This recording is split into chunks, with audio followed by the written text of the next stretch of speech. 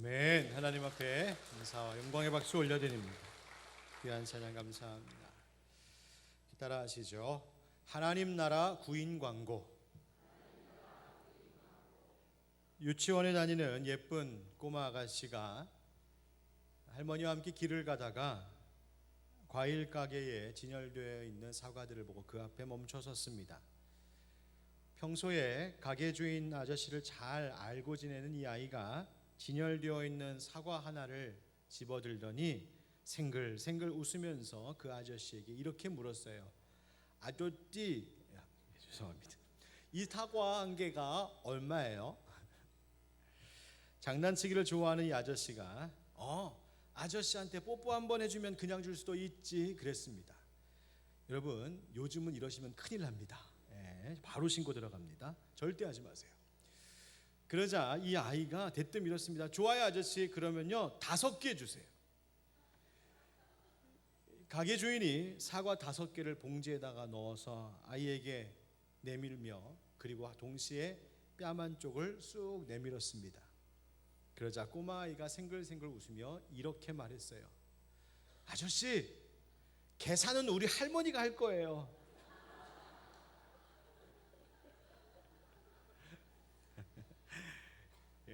추수의 날에 한번 웃자고 재밌는 말씀 한번 전했습니다. 풍성한 이 추수의 계절, 무르익은 열매들은 가던 아이의 발걸음도 멈추게 합니다. 길을 가다가 가게 앞에 진열되어 있는 각종 과일들을 보면 내가 농사 지은 것도 아니고 내가 돈 주고 산 것도 아닌데 그냥 그 열매들 보기만 하면 참 흐뭇합니다. 열매라고 하는 것이 그렇게 우리를 풍요롭게 만듭니다. 누군가 저에게 당신은 어떤 인생을 살고 싶냐고 묻는다면 저는 열매 맺는 인생 살고 싶다고 서슴지 않고 말하고 싶습니다. 열매 맺는 삶이란 예수님께서 그토록 바라셨던 삶이고 그가 이루신 삶입니다.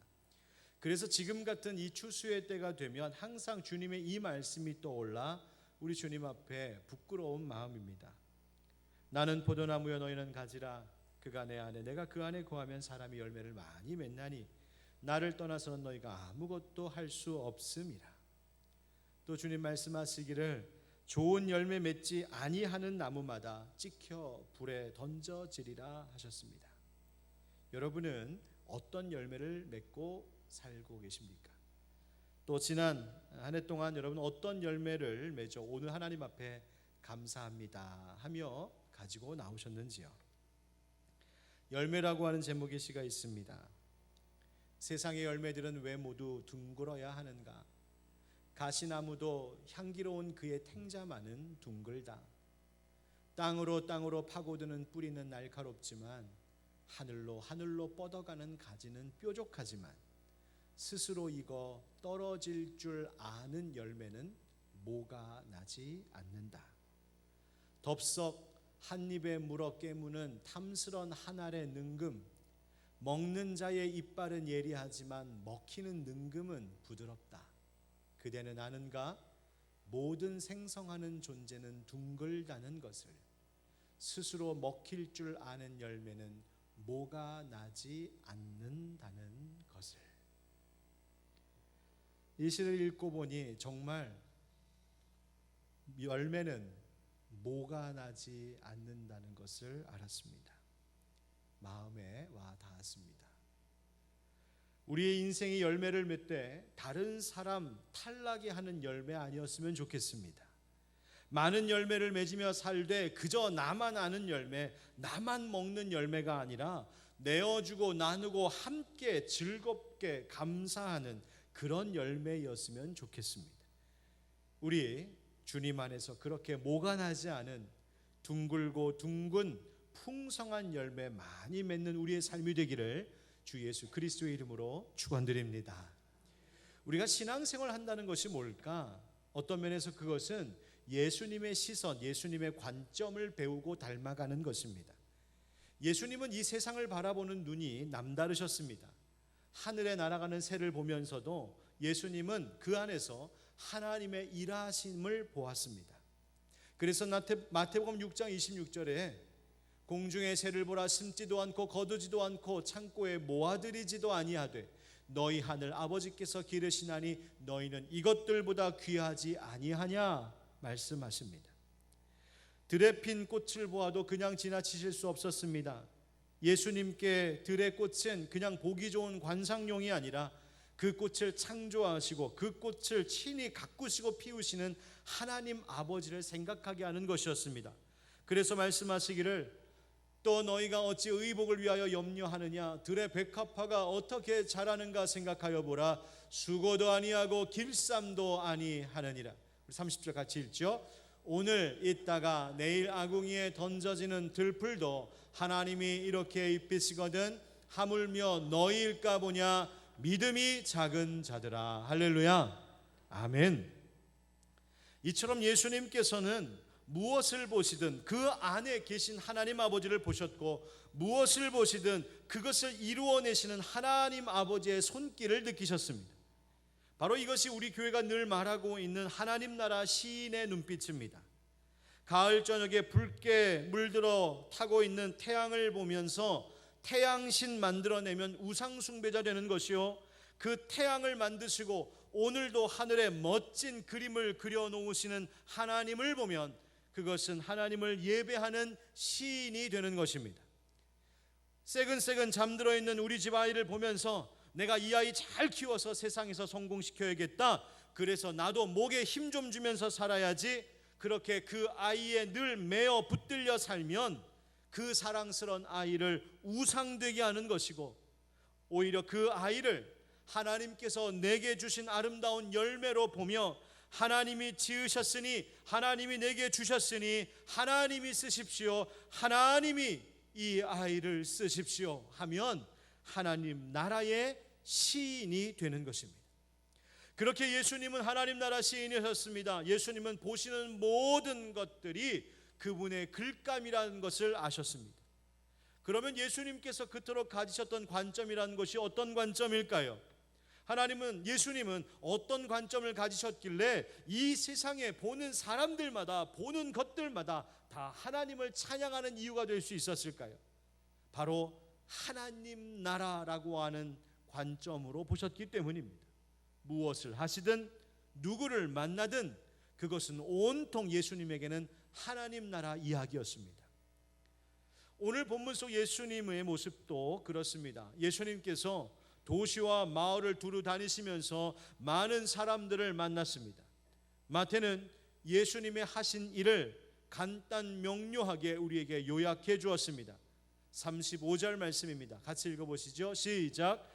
예수께서 모든 도시와 마을에 두루 다니사 그들의 회당에서 가르치시며 천국 복음을 전파하시며 모든 병과 모든 약한 것을 고치시니라. 아멘. 예수님께서 하신 일 세 가지를 우리에게 말씀해 주시죠. 그게 뭐지요? 가르치시고, 그리고요 하나님 나라 복음 선포, 전도하시고요, 병든 자들을 고치시는 치유의 일 하셨습니다. 저는 예수님께서 온 도시와 마을을 두루 다니시면서 이 일을 하셨다는 이 35절의 말씀을 묵상하며 이런 바보 같은 생각을 설교 준비하면서 해봤습니다.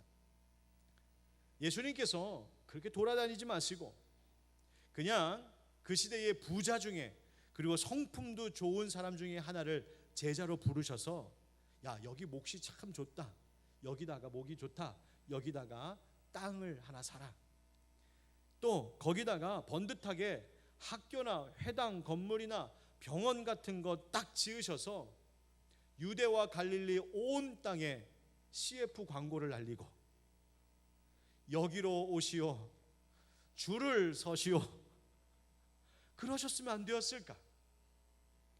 앞에 간판에다가 갈릴리 선교센터 아니면 나사렛 치유센터 이런 거 딱 붙여놓고 직접 지어서 예수님 힘들게 직접 찾아다니지 마시고 사람들한테 오라고 하시면 안 되었을까? 왜 예수님은 35절 말씀처럼 굳이 모든 도시와 마을에 두루 다니셔서 그렇게 힘들고 지치게 직접 뛰어다니셨을까? 왜 그렇게 직접 찾아다니셨을까? 설교 준비하다가 어리석은 생각과 질문을 하나님 앞에 드렸습니다. 그때 주님께서 저에게 알게 하신 주님의 마음이 있습니다. 꼭 이렇게 말씀하시는 것 같았어요. 박 목사, 너는 그럴지 모르지. 그런데 나는 그럴 수가 없었어. 내가 가만히 앉아서 사람들한테 오라고 그냥 기다리고만 있을 수가 없었어. 왜냐고? 내 마음이 더 급했거든. 내 사랑하는 자녀들이 병들어 아파하고 있고 죽어가고 있고 귀신에 들려 비참한 처지에 떨어져 있고 죄악에 빠져들고 있는 것을 어떻게 보고만 가만히 있니?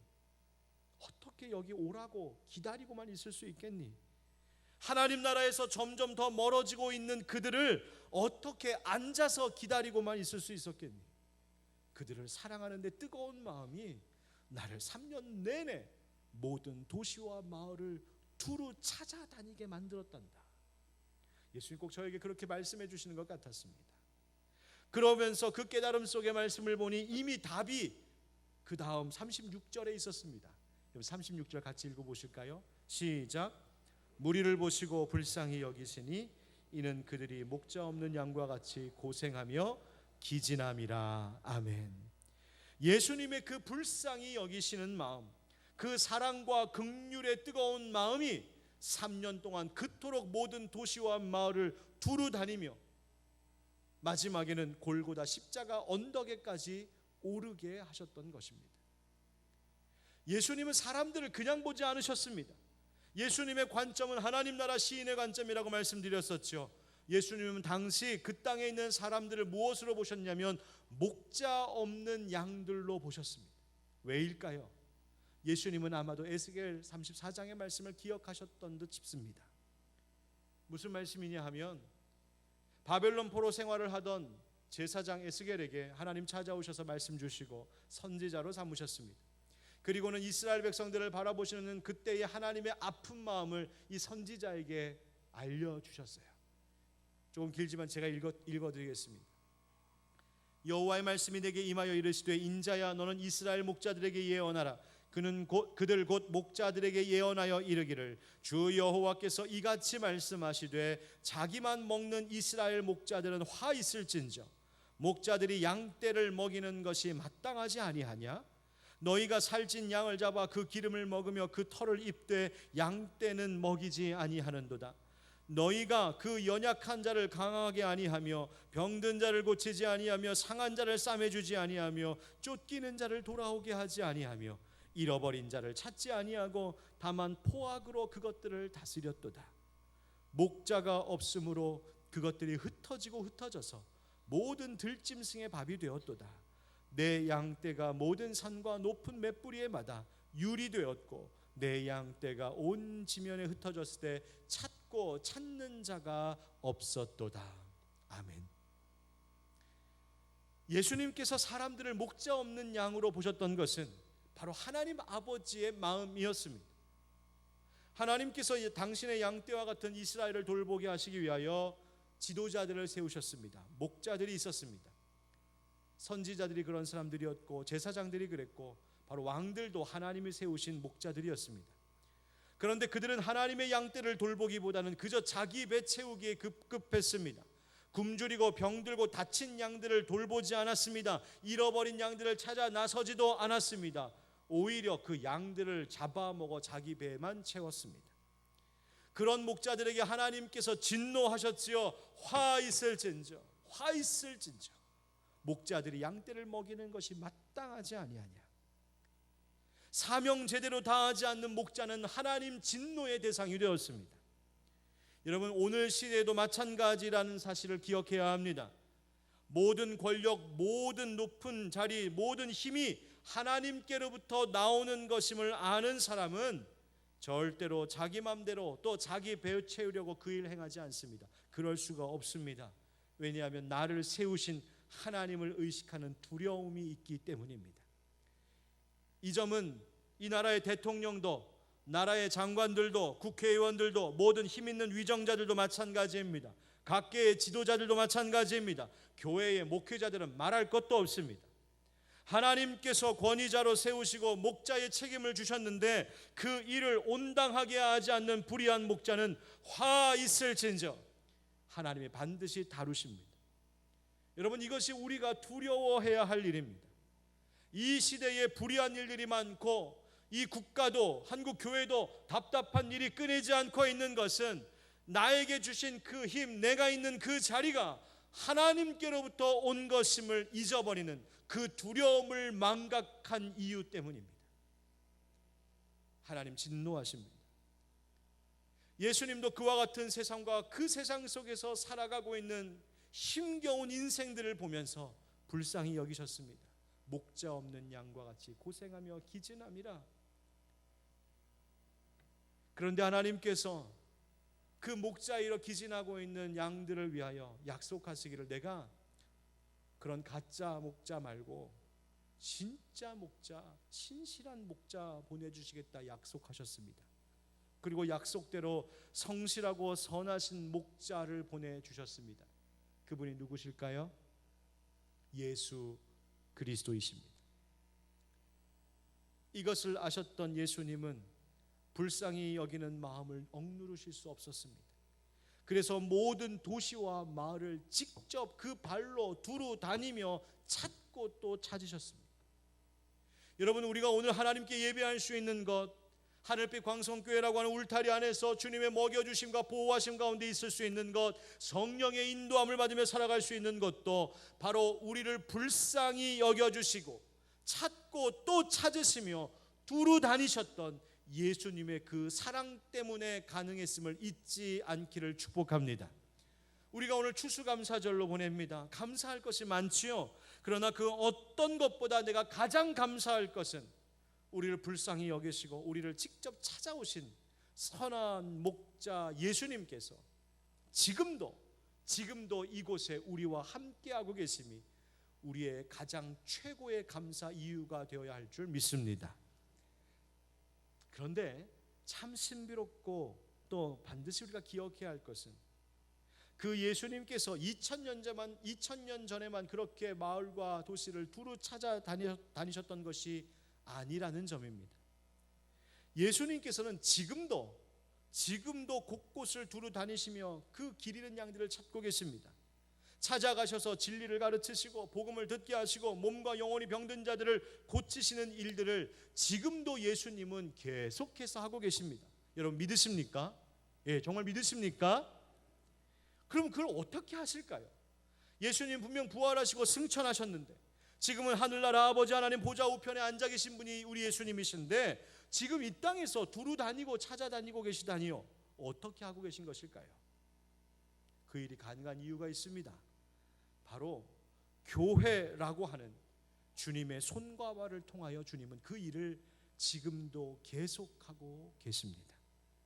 부르신 그리스도인들에게 성령님을 주시고 성령이 내주하시는 그 그리스도인들을 통하여 주님은 지금도 가르치시고 복음 전하시고 고치시는 일들을 교회를 통하여 그리스도인들을 통하여 계속하고 계십니다. 한밤중에 비행기를 타고 하늘에서 내려다보면 이 땅에 붉은 예배당 십자가가 그렇게 많이 보인다지요. 가는 곳마다 교회 십자가 탑이 보이고 어쩌면 그렇게 교회가 많은지. 아들 군대 보낸 엄마는 늘 군인만 보이고 임신한 딸을 둔 엄마는 임산부만 보인다는데 목사 눈에는 가는 곳마다 교회만 보인답니다.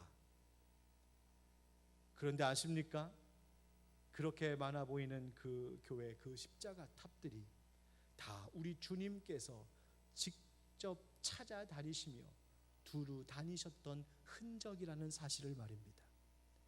예수님은 지금도 교회를 통하여 그분의 백성들을 통하여 그분의 일을 계속하길 원하시는 줄 믿습니다. 예수님이 세상을 보시면서 그래서 이렇게 말씀하셨어요. 이에 제자들에게 이르시되 추수할 것은 많되 일꾼은 적으니 그러므로 추수하는 주인에게 청하여 추수할 일꾼들을 보내주소서 하라 하시니라. 아멘. 예수님 세상을 보면서 말씀하시기를 추수할 것이 참 많다. 뭘 보시고 그러셨을까? 바로 앞서 말씀 나누었던 목자 없는 양과 같이 유리방황하고 있는 그 당시에 가난하고 병들고 지쳐있는 백성들을 보시면서 추수할 것 참 많다 하셨습니다.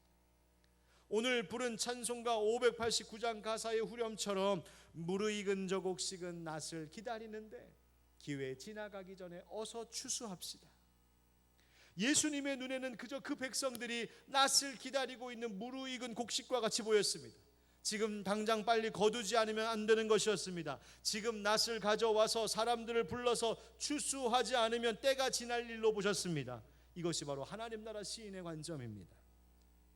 농부는 가득 익은 곡식을 보면 가만히 있을 수가 없지요. 피곤해도 나갑니다. 왜요? 지금 가서 추수하지 않으면 안 되니까 내가 해야 할 일이기 때문입니다. 과수원 농장 주인은 빨갛게 익은 사과 열매 보면 아무리 몸이 무거워도 일어나 가만히 있을 수가 없습니다. 지금 따서 출하하지 않으면 아예 못 먹게 될 것이기 때문입니다.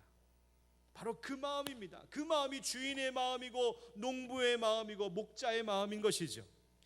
지금 당장 두루 다니면서 찾아서 그 일을 해야 하는 것입니다. 무르익은 곡식은 베어야 하고 다 익은 과일은 따야 하고 병들고 방황하는 양은 찾아다가 먹이고 돌보고 고쳐야 하는 것, 지금 해야 하는 것, 바로 그것이 농부의 마음이고 목자의 마음입니다. 그런데 예수님 안타까워하십니다. 추수할 것이 참 많은데 일꾼이 적구나, 일꾼이 모자르구나. 예수님과 함께 낫을 들고 밭에 나아가서 일할 사람들이 부족하다고 하십니다. 예수님과 함께 양들을 돌보고 고치고 먹일 일꾼이 부족하다고 하셨습니다. 여러분, 이 주님의 급한 마음을 조금 헤아리시겠습니까? 가만히 쳐다만 보고 있을 수 없는, 가만히 앉아서 여기로 오라고 기다리고만 있을 수 없는, 직접 두루 찾아다니시면서 수고를 아끼지 않으셨던 그 예수님의 간절한 뜨거운 마음을 아시겠습니까? 지금 밭에 할 일이 많은데 일꾼이 없어 발만 동동동동 구르고 있는 그 마음을 아시겠습니까? 주님의 그 마음을 좀 이 설교자가 알라고 주님이 놀라운 일을 하셨습니다. 지금부터 들려드리는 이야기는 어제까지도 설교 원고에 없던 이야기입니다. 오늘 새벽에 있었던 일입니다. 어젯밤 저는 교회에서 잤습니다. 전 토요일마다 주일 준비 때문에 주로 교회에서 자는데요. 설교 준비를 이제 마무리 지으면서 또 오늘 예배의 일들을, 행사들을 준비하고 검토하고자 새벽 4시 이전에 일어났습니다. 필요한 것도 있고 또 인쇄를 하려고 봤는데 종이가 다 떨어져서 이따가 가지러 갈까 하다가 일어난 김에 지금 내려갔다 오자 하고 새벽 4시도 되기 전에 1층 교육자실을 찾아갔습니다. 깜깜한데 문을 열기도 전에 그 안에서 쉬 하는 소리가 들리는 거예요. 이게 무슨 소린가 하고 문을 딱 열자마자 깜짝 놀랐습니다. 웬일인가요? 바닥에 물난리가 나 있었습니다. 홍수가 난 것처럼 교육자실 바닥에, 오늘 새벽이에요, 교육자실 바닥에 물이 이만큼 차 올라와 있는 거예요. 무슨 일인가 하고 불을 켜고 가만히 보니까 저 구석 라디에이터가 이제 빵꾸가 나갖고 물이 분수처럼 씩 새고 있었습니다. 손으로 막아설 수가 없었습니다. 잠가보려고 했지만 잠가지도 않았습니다. 사무실 바닥에 있는 물건들을 다급하게 다 책상 위로 걷어 올리고 의자를 치우고 큰 그 수납장을 혼자 끙끙 매서 옮겨놓고 혼자 발을 동동 굴렀습니다. 시계를 보니까 새벽 4시가 넘어가고 있었어요. 급한 대로 일들을 처리하고 급히 관리집사님에게 전화드렸습니다. 집사님 빨리 좀 와주세요. 큰일 났어요. 또 한참 자고 있었을 우리 부목사님, 전도사님에게 전화했어요. 빨리 좀 오라고. 그리고는 기다리는 동안에 제가 뭐 했는지 아십니까? 여러분, 그 구멍난 뚝을 이렇게 팔로 막은 네덜란드 소년 아세요? 제가 그 교육자실 깜깜한 구석에서 온몸 다 젖어갖고 맨발로 새벽 4시에 그 막고 그러고 서 있었습니다. 조금 있으니까 관리집사님이 불이 나게 오셨습니다. 부교육자들도 왔어요. 얼마나 다행이고 얼마나 고마웠는지. 여러분, 오늘 우리 관리집사님 또 우리 부교육자들 좀 졸더라도 여러분 이해하셔야 됩니다. 새벽 4시부터 일했습니다. 제가 그 순간 깨달았습니다. 물난리 난 사무실에서 혼자 그 새벽에 발 동동동동 구르면서 이거 어쩌나 이 마음이 예수님 마음이구나. 쏟아지는 물 온몸 다 젖어가면서 맨손으로 막고 있던 그 마음이 예수님 마음이구나. 도와줄 사람이 하나도 없어서 기다리다가 1명 2명 올 때에 야 다행이다 고맙다 느꼈던 마음이 예수님 마음이구나. 하나님이 설교 준비시키시려고 별일을 다 하십니다.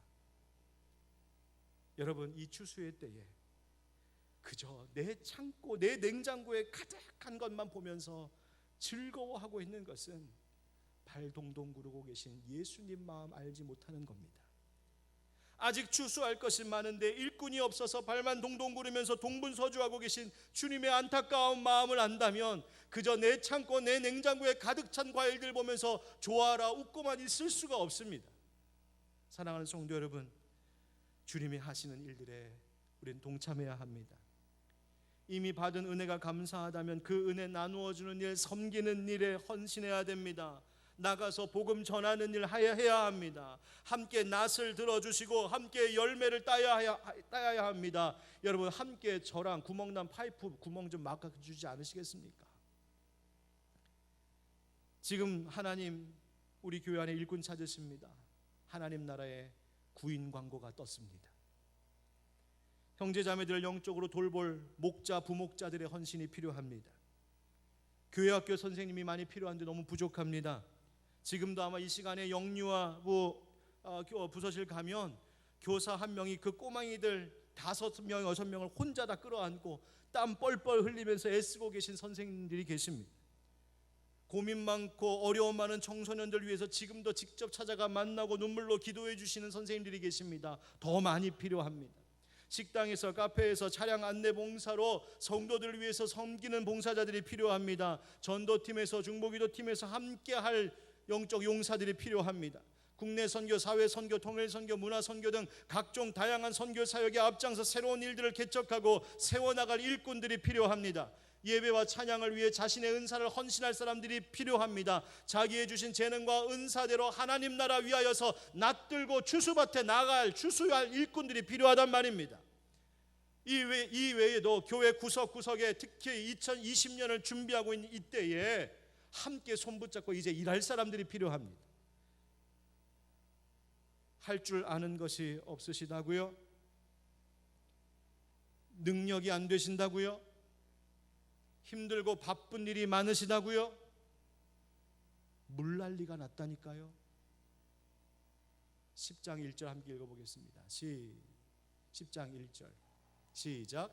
예수께서 그의 12제자를 부르사 더러운 귀신을 쫓아내며 모든 병과 모든 약한 것을 고치는 권능을 주시니라. 아멘. 예수님께서 그분의 일에 동역할 추수할 일꾼들 12제자를 부르셨습니다. 그들에게 뛰어난 실력이 있어서 부른 것도 아니고 그들이 할 일 없는 사람들이라서 부른 것도 아니었습니다. 하나님 나라의 일이 중요하고 급했기 때문에 불렀습니다. 그리고 그 일을 할 수 있는 권능, 그 힘과 은사와 지혜는 역시 주님이 주시는 것으로 할 수 있었기 때문에 부르셨습니다. 주님은 사명 주신 자에게 그리고 그것에 순종하는 자에게 권능을 주십니다. 오늘 오후에 집사, 권사 16분 새로운 일꾼으로 세웁니다. 얼마나 감사한 일인지요. 작년 첫 번째 임직 때 우리 교회에서 세움받은 심우한 수집사, 심우권사님들이 현재 50명이십니다. 그런데 일꾼들이 더 필요합니다. 그냥 교회 직분을 감투로 알고 있는 일꾼 말고 정말 예수님과 함께 낫들고 추수하러 나갈 땀 흘릴 일꾼들이 필요합니다.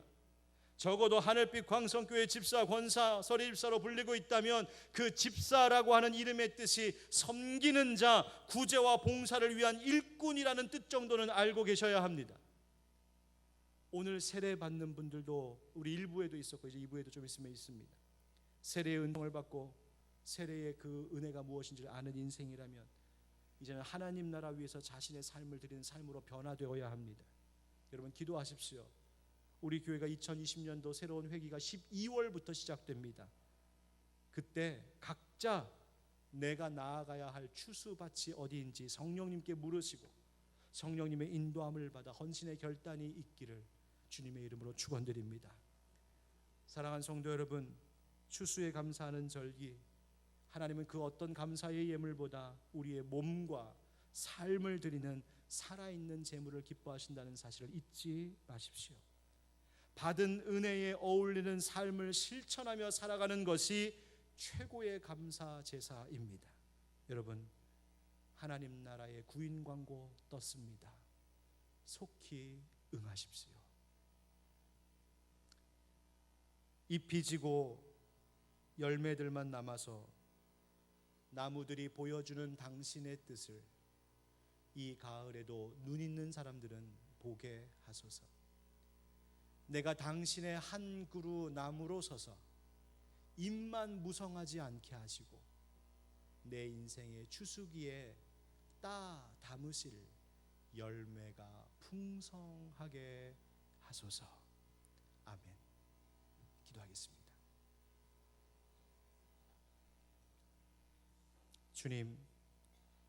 주님은 그토록 우리에게 열매 맺는 삶을 원하십니다. 주님, 오늘 말씀 들으면서 마음에 주신 음성에 이 시간 응답하게 하시고 성령님, 주님과 함께 추수하러 나아가는 일꾼 되게 하여 주옵소서. 우리 이 시간 이 말씀 붙들고 각자가 하나님 앞에 결단하며 헌신하며 기도드리겠습니다. 기도합시다. 내가 풍성하신 아버지 하나님,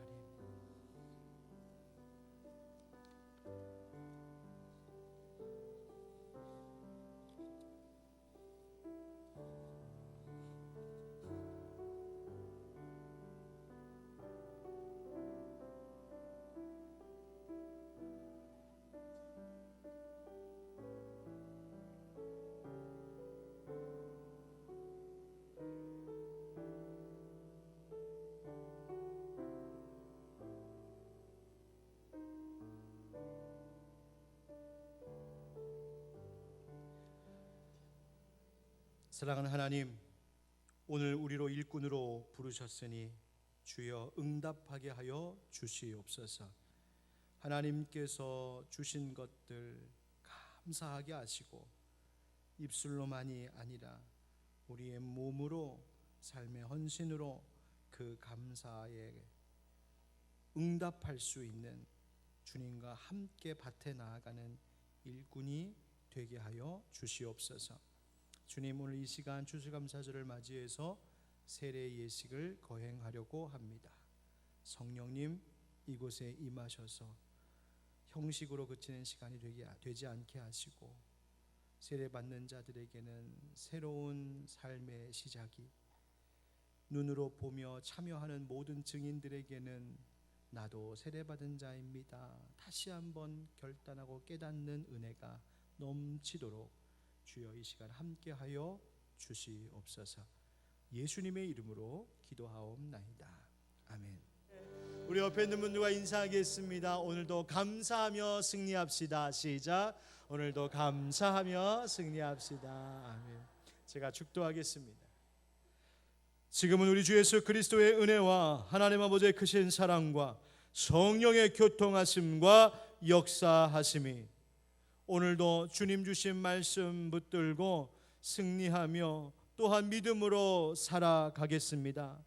주님, 우리가 하나님의 귀한 일꾼으로 쓰임받게 하여 주시옵소서. 마음에 고백하고 단짐하는 모든 주의 백성들 위해 저들의 가정과 일터와 자손들과 사랑하는 이 교회, 이 나라, 이 민족 가운데, 열방 가운데 영원까지 함께 하시기를 간절히 축원하옵나이다. 아멘.